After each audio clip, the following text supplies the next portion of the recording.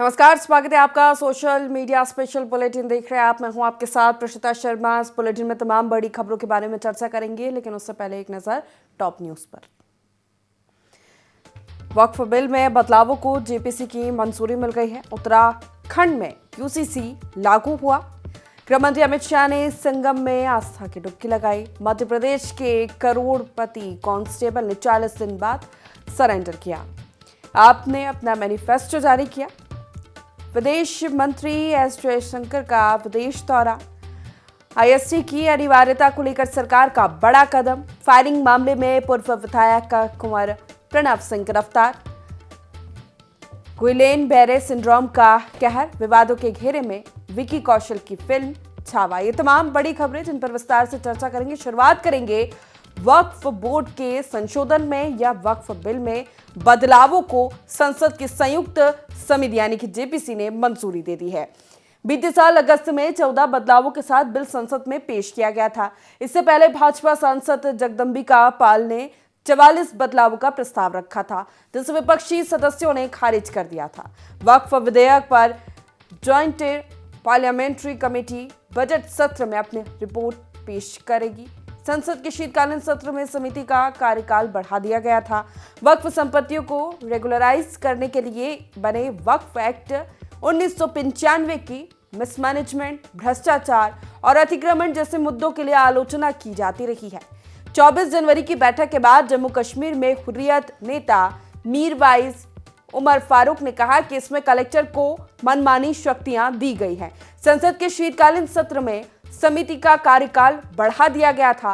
वक्फ संपत्तियों को रेगुलराइज करने के लिए बने वक्फ एक्ट 1995 की मिसमैनेजमेंट, भ्रष्टाचार, अतिक्रमण जैसे मुद्दों के लिए आलोचना होती रही है। आपको बता दें, संसद का बजट सत्र 31 जनवरी से शुरू होकर 4 अप्रैल तक चलेगा। सेंट्रल बजट 1 फरवरी को पेश किया जाएगा।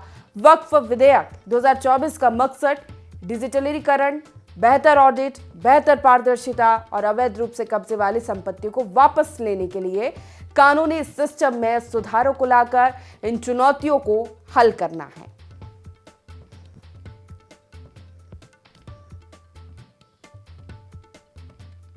तो वक्फ बिल में बदलावों को जेपीसी ने मंजूरी देती है। जेपीसी में हंगामे के बाद 10 सदस्यों का निलंबन हुआ था। बता दें आपको, संशोधनों को मुस्लिमों के खिलाफ बताया गया था, लेकिन ये वक्फ बिल की पारदर्शिता, अतिक्रमण और भ्रष्टाचार जैसे मुद्दों पर बिल लाया गया था। इनमें बदलाव को लेकर काफी विरोध हुआ। विपक्षी नेताओं का, सांसदों का इसे मुस्लिमों के विरोध में बताया गया। हालांकि वक्फ बिल में संशोधन, उसकी पारदर्शिता, अतिक्रमण जैसे और भ्रष्टाचार जैसे मुद्दों को लेकर बदलाव किए गए। 14 बदलाव हुए हैं। अब ये बजट सत्र में बिल पेश किया जाएगा।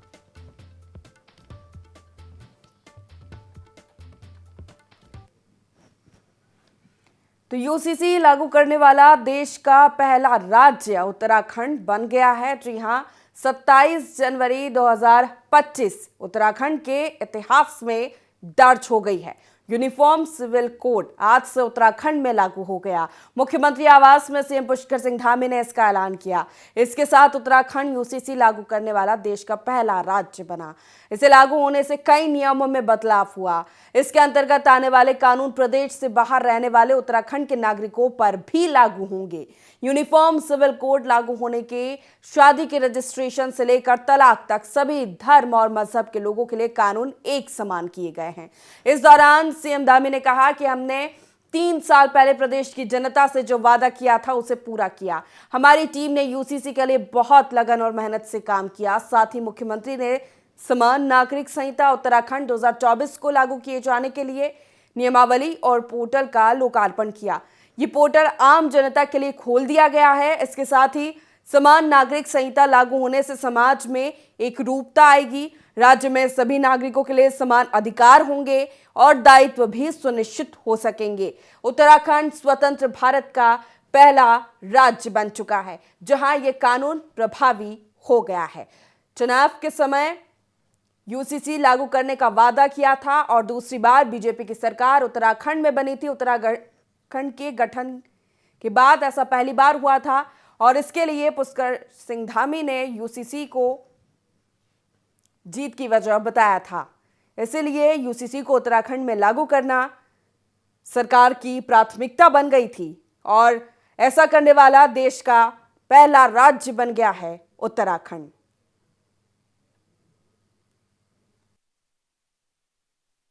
समान नागरिक संहिता आज लागू हो गई है। उसके बहुत ही ऐतिहासिक अवसर पर मंच पर आज इस कार्यक्रम में आसीन मेरे साथ भारतीय जनता पार्टी के प्रदेश के अध्यक्ष और राज्यसभा के सांसद आदरणीय महेंद्र भट्ट जी, हमारे बहुत वरिष्ठ नेता और राज्यसभा के सांसद आदरणीय नरेश बंसल जी, मेरे साथ उत्तराखंड सरकार में सभी हमारे कैबिनेट के सहयोगी गण आदरणीय प्रेमचंद अग्रवाल जी, गणेश जोशी जी, श्री सुबोध उनियाल जी, रेखा जी, सौरभ जी, मुख्य सचिव राधा रतूड़ी जी और जो नियमावली बनी और ड्राफ्ट कमेटी बनी, नियमावली बनाने वाली कमेटी के अध्यक्ष के नाते और ड्राफ्ट कमेटी के सदस्य के नाते हमारे राज्य के मुख्य सचिव श्री शत्रुघ्न सिंह जी, जिन्होंने बहुत विस्तार से मैं समझता हूं कि अभी और समय भी होता तो वो 2-3-4 घंटे अच्छे से बोलते हैं। इसमें आप सब लोगों ने ऐसा महसूस किया होगा। हमारे सभी आदरणीय विधायकगण, राज्य सरकार में हमारे सभी दायित्ववान सभी वरिष्ठ महानुभाव और ड्राफ्ट कमेटी और नियमावली कमेटी दोनों में ही जिन्होंने बहुत परिश्रम किया। आज का ये दिन ऐतिहासिक दिन है और ये केवल हमारे राज्य के लिए ही नहीं बल्कि पूरे भारतवर्ष के लिए आज ये बहुत ऐतिहासिक दिन है, क्योंकि आज हम समाज में समानता स्थापित करने से उद्देश्य से बनाई गई समान नागरिक संहिता को देवभूमि उत्तराखंड में लागू करने जा रहे हैं। और आपने मुझे कहा कि मैं निश्चित रूप से ये मेरा प्रयास है, मेरे साथ हमारे सभी साथियों का प्रयास है, हमारे सभी विधायकों का भी प्रयास है। उन्होंने भी इस विधेयक को बनाने में अपना योगदान दिया और उससे बड़ी बात कि आप सब लोगों ने ड्राफ्ट बनाने में बड़ा काम किया। 2,35,000 से भी ज़्यादा लोगों को आप लोगों ने किसी न किसी माध्यम से इससे जोड़ा और सभी प्रकार के संगठनों से, राजनीतिक दलों के लोगों से, सबसे आपने सबके सुझाव लिए। लेकिन सही में इस गंगा को निकालने का श्रेय अगर किसी को जाता है तो देवभूमि उत्तराखंड की जनता को जाता है, जिन्होंने हमको जो है इसके लिए अपना आशीर्वाद दिया। आज उत्तराखंड में यूसीसी लागू करके हम संविधान निर्माता बाबा साहब भीमराव अंबेडकर जी सहित संविधान के सभी संविधान सभा के सभी सम्मानित सदस्यों को अपनी सच्ची भावांजलि अर्पित कर रहे हैं। चलिए आगे बढ़ेंगे, बात करेंगे दिल्ली चुनाव को लेकर। आम आदमी पार्टी ने अपना मैनिफेस्टो जारी कर दिया है। पार्टी संयोजक अरविंद केजरीवाल ने दिल्ली के लिए पार्टी की 15 गारंटियों का ऐलान किया है। इसमें रोजगार, महिला सम्मान, बुजुर्गों को मुफ्त इलाज, मुफ्त पानी की गारंटी का वादा किया। उन्होंने कहा कि बीजेपी का संकल्प पत्र फर्जी है। दिल्ली में सरकार बनने पर लोगों के लाखों के पानी के बिल माफ किए जाएंगे। केजरीवाल ने कहा 2020 साल में यमुना साफ करने, दिल्ली की सड़कों को यूरोपियन स्टैंडर्ड की तरह बनाने और पानी की सप्लाई का वादा किया था। केजरीवाल ने आगे कहा कि हमें ये 3 काम नहीं कर पाए हैं। आज कबूल कर रहा हूं, बीते 5 साल में वादे पूरे नहीं कर पाए। 2.5 साल कोरोना काल चला, इसके बाद उन्होंने जेल खेल खेला। मेरी सारी टीम बिखर गई। उन्होंने कहा कि अब हम सारे जेल से बाहर आ गए हैं। ये मेरा सपना है कि दिल्ली में तीनों काम होते देखना चाहता हूं। अगले 5 साल में तीनों काम हम पूरे करेंगे। हमारे पास फंड भी है और इसके लिए प्लान भी है।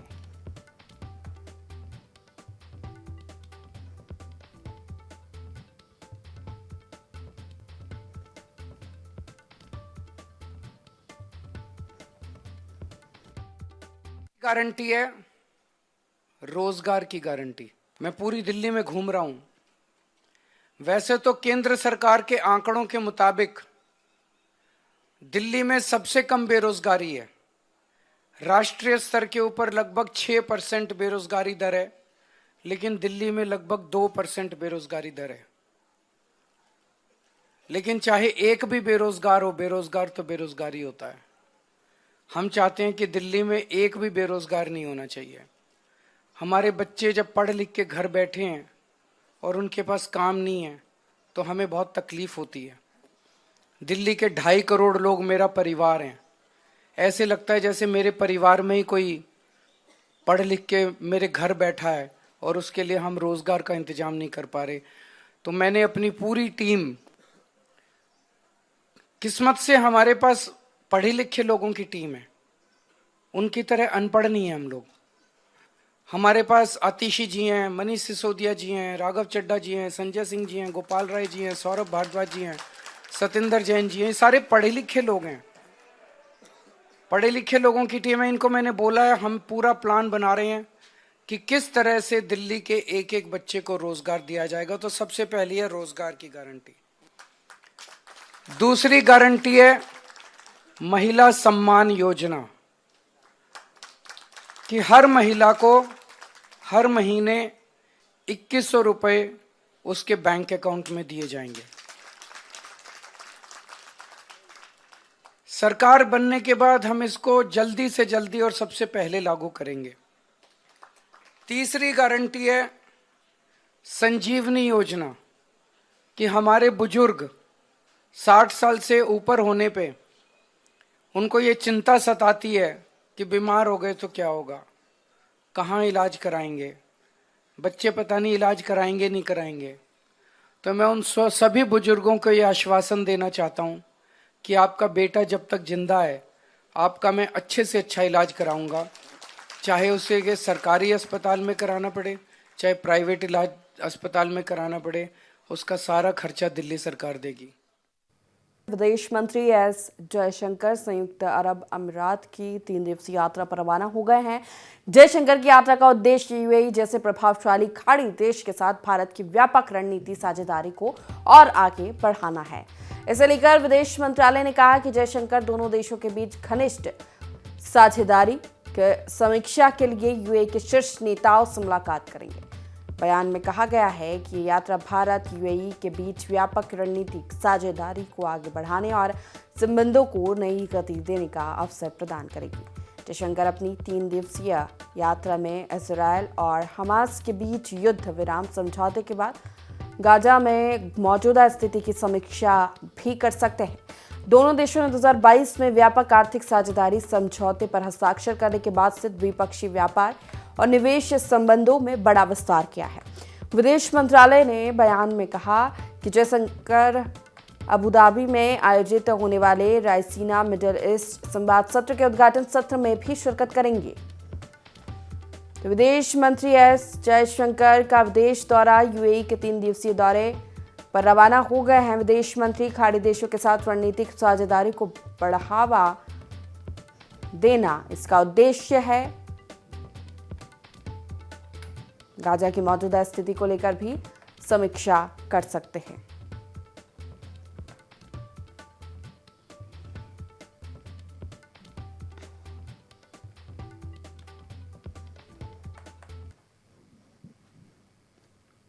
भारत में अब समय पालन को लागू करने के लिए सरकार बड़ा कदम उठाने जा रही है। इसके तहत अब सभी आधिकारिक और वाणिज्यिक मंचों पर भारतीय मानक समय यानी कि IST को अनिवार्य कर दिया जाएगा। इसके लिए अनिवार्य रूप से उपयोग के लिए व्यापक नियम तैयार किए गए हैं। वहीं उपभोक्ता मामलों के मंत्रालय ने 14 फरवरी तक जनता से इस पर प्रतिक्रिया मांगी है। भारतीय मानक समय नियम 2024 का मकसद समय पालन प्रथाओं को मानकीकृत करने के लिए एक कानूनी ढांचा बनाना है। ये ढांचा कानूनी, प्रशासनिक, वाणिज्यिक और आधिकारिक दस्तावेजों के लिए एकमात्र समय संदर्भ के रूप में IST को अनिवार्य बनाता है। नियम के मसौदे के अनुसार वाणिज्य, परिवहन, सार्वजनिक प्रशासन, कानूनी अनुबंध और वित्तीय संचालन सहित सभी क्षेत्रों में आईएसटी अनिवार्य होगा। इसके मुख्य प्रावधानों में आधिकारिक और वाणिज्यिक उद्देश्यों के लिए आईएसटी के अलावा अन्य समय संदर्भों पर भी प्रतिबंध शामिल है। सरकार ने इसके लिए हितधारकों से 14 फरवरी तक नियमों के मसौदे पर सुझाव देने के लिए कहा है। वहीं प्रस्तावित नियमों का उल्लंघन करने पर भी जुर्माना लगेगा। तो आईएसटी की अनिवार्यता को लेकर सरकार बड़ा कदम उठाने जा रही है।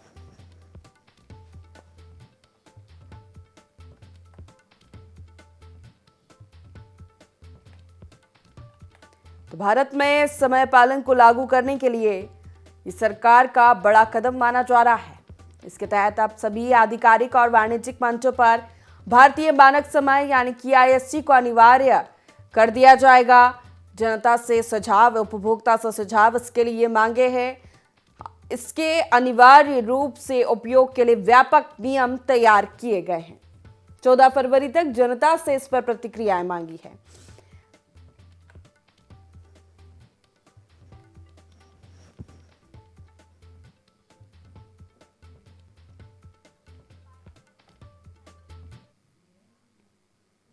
चलिए आगे बढ़ेंगे। पूर्व विधायक कुंवर प्रणव सिंह चैंपियन को देहरादून से गिरफ्तार कर लिया है।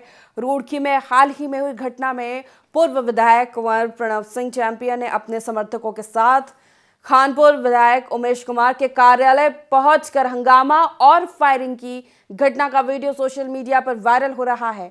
इससे पहले दोनों नेताओं के बीच सोशल मीडिया पर तीखी बयानबाजी चल रही थी। फायरिंग के बाद उमेश कुमार की प्रतिक्रिया से स्थिति खराब हो गई। विधायक उमेश कुमार भी चैंपियन के जाने के बाद सड़क पर तमंचा लहराकर गाली देते हुए वीडियो में दिखे। पुलिस पूरे मामले की जांच कर रही है। क्षेत्र में फिलहाल तनाव का माहौल है, लेकिन पुलिस पूरी तरह से स्थिति पर नजर बनाए हुए है।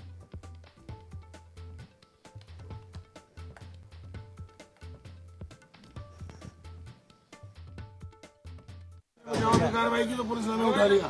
अच्छा न्याय हो रहा है, न्याय। उमेश कुमार मेरे घर में घुसा, एक सेकंड मैंने कल बहुत बदतमीजी करी हमने, फिर अपने साथ होती तो बुरा लगता है ना। हम लोग सुने और सहे। वो मेरे घर गया, मेरे दरवाजे में टक्कर मारी महल में, अब मैं रुड़ के आवाज में। हम लोग वहाँ नहीं थे।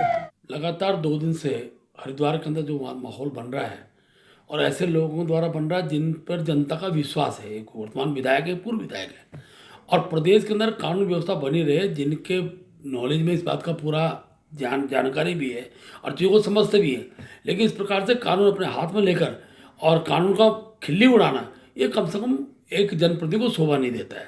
और मैंने आज माननीय मुख्यमंत्री से कहा भी है कि प्रदेश की कानून व्यवस्था बनी रहे, इसके लिए सख्त कदम उठाने चाहिए और इस प्रकार का माहौल निर्माण किसी के द्वारा ना हो, इसका प्रयास होना चाहिए। अपने किसी भी जनप्रतिनिधि वर्तमान और पूर्व किसी को भी कानून अपने हाथ में लेने की अनुमति ना पार्टी देती है और ना भारत का संविधान देता है, ना कानून उसको अनुमति देता है। उत्तराखंड में कानून व्यवस्था की असली तस्वीर क्या है, हरिद्वार के खानपुर विधानसभा क्षेत्र में आजकल खुलेआम दिखाई दे रही है, जहां पूर्व विधायक और वर्तमान विधायक सरेआम गैंगवार के साथ एक दूसरे को गाली गलौज कर रहे हैं, जान से मारने की धमकियां दे रहे हैं, खतरनाक हथियार लहरा रहे हैं, एक जो है खुलेआम फायरिंग कर रहा है। आखिर ये क्या हो रहा है?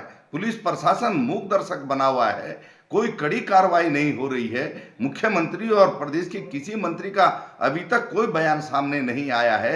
जनता डर के माहौल में है, ना जाने कब कौन सी बड़ी घटना हो जाए। उत्तराखंड को बिहार बनाने पर राज्य के नेता तुले हुए हैं और सत्ता का संरक्षण दोनों को है। 3 बजे के आसपास प्रणव चैंपियन द्वारा उमेश शर्मा के आवास और कैंप ऑफिस में जो की गई और जो फोटो गई, उसके संबंध में पुलिस को जो रिपोर्ट प्राप्त हुई थी, पुलिस ने इस पर तत्काल कार्रवाई करते हुए 307 अन्य धाराओं में मुकदमा कायम किया था, जिसमें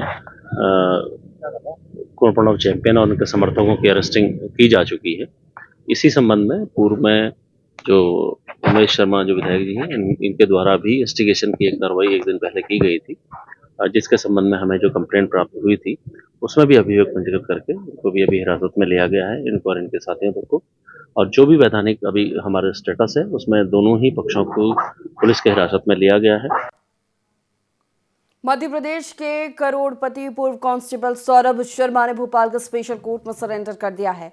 19 दिसंबर 2024 को लोकायुक्त की टीम ने उसकी कार से 11 करोड़ रुपए कैश और 52 किलोग्राम सोना समेत अन्य प्रॉपर्टी जब्त की थी। सौरभ तभी से फरार था। छापे के समय उसके दुबई में होने की जानकारी सामने आई थी। जांच एजेंसियां लगातार उसकी तलाश में दबिश दे रही थी, लेकिन सौरभ ने अपने वकील के साथ कोर्ट पहुंचकर सरेंडर कर दिया। लोकायुक्त की टीम भी कोर्ट पहुंच गई है। भोपाल में आरटीओ के पूर्व कांस्टेबल सौरभ शर्मा के यहां 9 दिन में 3 एजेंसियां ईडी, लोकायुक्त और आयकर विभाग ने छापे मारे थे। कार्रवाई के दौरान उसके पास 93 करोड़ से ज्यादा की प्रॉपर्टी मिली थी।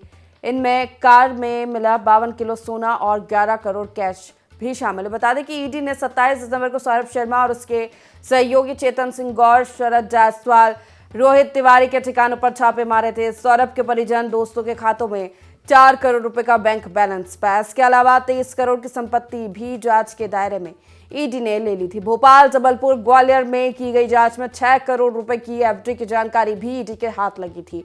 फर्मों और कंपनियों के जरिए किए गए निवेश का खुलासा हुआ। तो छापेमारी के बाद से ही फरार चल रहा था सौरभ शर्मा, लेकिन स्पेशल कोर्ट में अपने वकील के साथ पहुंचकर सौरभ शर्मा ने सरेंडर कर दिया है।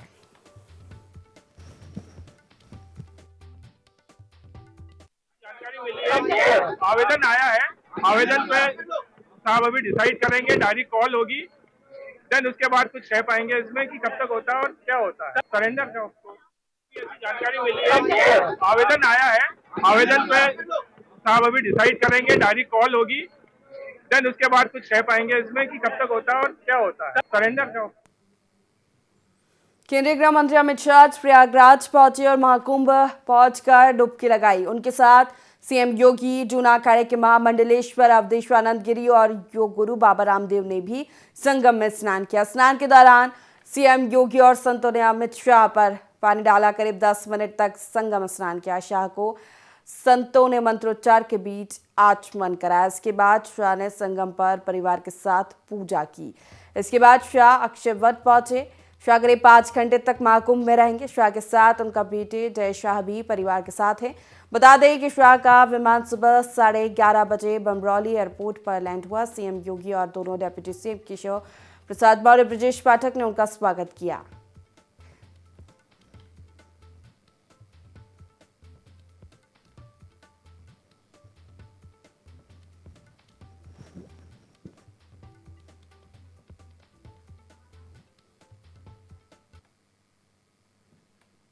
चलिए अगली खबर का रुख कर लेते हैं। महाराष्ट्र के सोलापुर में गुइलेन बेरे सिंड्रोम वायरस ने पहली मौत की बात सामने आई। हालांकि अभी तक इसकी आधिकारिक पुष्टि नहीं हुई है। स्वास्थ्य विभाग ने बताया कि शख्स पुणे में काम करता था और अपने घर सोलापुर गया था। महाराष्ट्र स्वास्थ्य विभाग के मुताबिक 26 जनवरी तक जीबीएस के 101 एक्टिव मरीज हैं। इसमें पुणे में 81 मरीज, पीपरी चिंचवाड़ से 14 और 6 मरीज अन्य जिलों में मिले हैं। इनमें 68 पुरुष और 33 महिला मरीज। पुणे में 16 मरीज वेंटिलेटर पर है। पुणे में 9 जनवरी को अस्पताल में भर्ती मरीज जीबीएस पॉजिटिव आया था।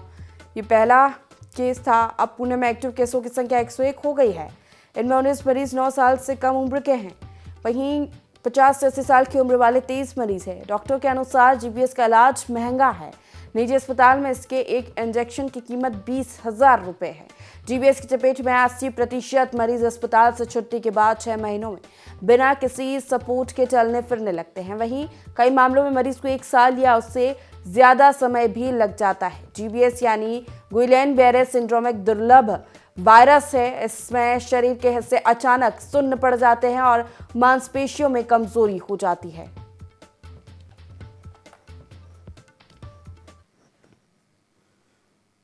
इसी के साथ सोशल मीडिया की खबरों में फिलहाल इतना ही। बने रहिए IND24 के साथ। नमस्कार।